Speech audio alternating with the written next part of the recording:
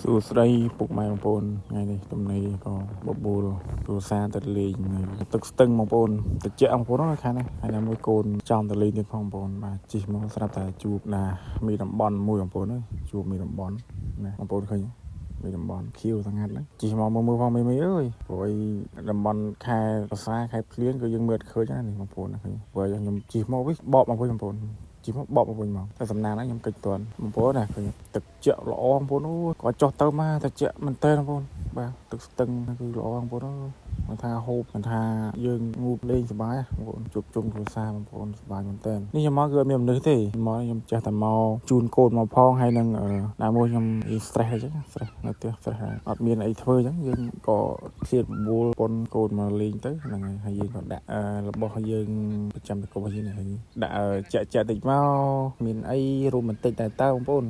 ដាក់ចាក់យើងហ្នឹងមានអីដែលស្បឺនជាតិមកហើយបងទឹកស្ទឹងបងប្អូនហូរឡើងវូហ្មងប៉ុន្តែប្រហែលថ្ងៃហ្នឹងទឹកហូរខ្លាំងពេកឥឡូវស្ពានបានបាក់បងប្អូនដោយសារទឹកកាត់ធ្វើដែរប៉ុន្តែគាត់ថានៅរបួសហ្នឹងហើយគាត់ថតទេសភាពនិយាយប្រុកប្រាច់ជាមួយអ៊ំកន្លែងគាត់នៅហ្នឹងកន្លែងគាត់កន្លែងទឹកស្ទឹងហ្នឹងហើយគាត់ជីប្រុកប្រាច់លេងទៅហើយក៏ថតរូបប្រហែលប៉ុសលេងណាទឹកស្ទឹង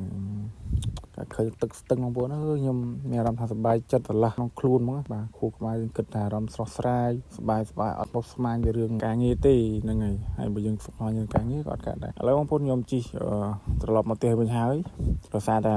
យើងល្ងាចដែរម៉ោង4ម៉ោង5ជាងហ្នឹងឥឡូវជិះមកយើងថតពីសកម្មភាពតិចតួចចឹងណាម្ដងផ្លូវយើងផ្ទះយើងនិយាយរួមខ្ញុំក៏មិនចង់ទៅលេងអីទេបងប្អូនដោយសារតែយើងស្មុគស្មាញដូចខ្ញុំនិយាយពីដើមចឹងគឺធុញ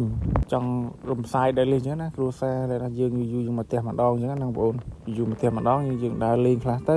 គុំនៅស្មុគស្មាញជាមួយនឹងការងារពេកបងប្អូនប្រយ័ត្នឈួត stress អាចនឹងឆាប់ស្លាប់បងប្អូនថា stress ចាប់ដើមមានសម្ពាធនៅក្នុងខ្លួនចាប់ដើមឆាប់ស្លាប់ហើយដោយសារយើងមិនជឿទេគាត់ថាយើងដាក់សម្ពាធឲ្យខ្លួនឯងឲ្យពិបាកអញ្ចឹងអាសម្ពាធហ្នឹងវាចង់ខ្លាំងជាងធ្វើការសំណងទៅបងប្អូនដោយសារតែវាឈឺរ៉ាំរ៉ៃយើងមិនអាចដោះស្រាយចេញយើងគិតតែនៅតែផ្ទះគឺ stress ហើយបងប្អូនយើងតារាធ្វើមិនឲ្យវាមានអារម្មណ៍ស្រស់ស្រាយសប្បាយក្នុងខ្លួនក្នុងចិត្តកុំគិតច្រើនពេកបើយើងជាពាក្យគេយើងគិតច្រើនក៏មិនដឹងបានអីមកវិញដែរអញ្ចឹងណាតបណាយើងត្រូវតែដកអារម្មណ៍ឬក៏ទៅកន្លែងណាសប្បាយហ្នឹងហើយឥឡូវយើងបានមកដល់គេហាក់ឋានមកយើងហើយបងប្អូនផ្ទះខ្ញុំមិនផ្ទះធំទេតូនថាយើងបងប្អូនពូជមកទទួលស្វាគមន៍ហ្នឹងហើយគឺផ្ទះខ្ទមទេផ្ទះខ្ញុំបាទធម្មតាទៅជីវិតអ្នកក្រជីវិតមិនពឹង